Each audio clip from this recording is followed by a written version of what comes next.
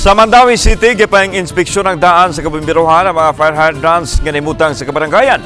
Gikinahanglang masuta nga andam ug galing may alarmang mutumaw.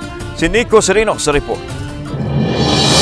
Gisusi sa mga personnel sa Mandawi City Fire Station ang mga fire hydrants nga nahimutang sa lain-laing kabaranggayan.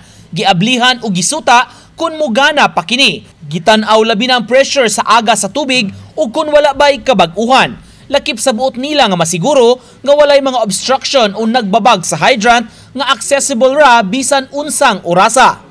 To be always ready pag may fire incident. So napaka-essential sa amin for the firefighting operation na dapat laging ready for operation din yung mga fire hydrant natin. So we conduct assessment. Sa tibuok syudad, dunay 37 ka mga fire hydrants na himutang sa lain-laing lugar ug na-identify ng daan sa taga BFP. Sa mga nabantayang problema o depekto atol sa inspeksyon, ilang gihimuan og report aron makurihian sa labing daling panahon.